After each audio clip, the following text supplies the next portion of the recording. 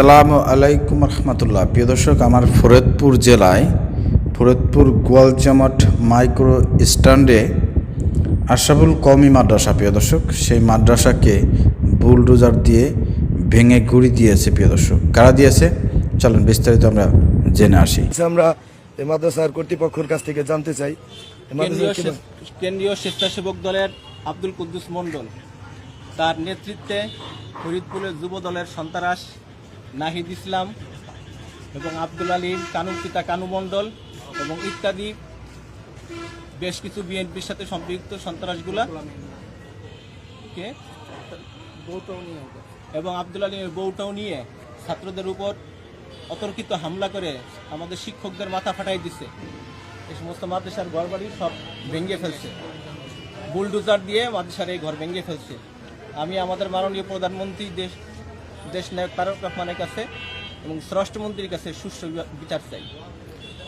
প্রিয় দর্শক, আপনারা শুনলেন মাদ্রাসার যারা হুজুর আছে তাদের মুখ থেকে শুনলেন কারা এই কাজটি করেছে। চিন্তা করা যায়, বিএনপি সরকার ক্ষমতায়, জনাব তারেক রহমান প্রধানমন্ত্রী দেশের থাকাকালীন ফরিদপুরে এভাবে সন্ত্রাসীরা বুলডোজার দিয়ে মাদ্রাসা, ধর্মীয় প্রতিষ্ঠান মাদ্রাসা ভেঙে চুরে তছনছ করে দিচ্ছে। এখনও তারা স্বপদে বহাল রয়েছে, এটা আমাদের শুনতে হবে। এখনও তারা গ্রেপ্তার না হয়ে ঘুরে বেড়াচ্ছে।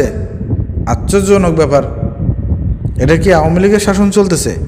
আওয়ামী লীগের আমলে তো এরকম দেখি নাই যে মাদ্রাসাকে ভেঙে চুরে তছনছ করে বুলডোজার দিয়ে গুলিয়ে দিয়েছে। তাহলে কেন বিএনপি সরকারের সময় এই ধরনের ঘটনা তাদেরই অঙ্গ সংগঠনের লোকজন কেন করবে? তাহলে কি বিএনপি আওয়ামী লীগের চাইতেও খারাপ হয়ে গিয়েছে? এটা কিন্তু এখন প্রশ্ন। এই 3 মাস অতিবাহিত হয় নাই বিএনপি সরকার ক্ষমতায় এসেছে, কিন্তু দেখেন অবস্থাটা কি। মাদ্রাসা গুটিয়ে দিল।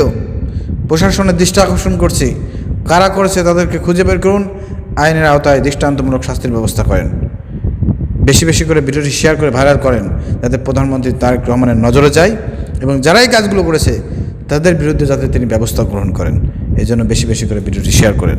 আসসালামু আলাইকুম রহমতুল্লাহ।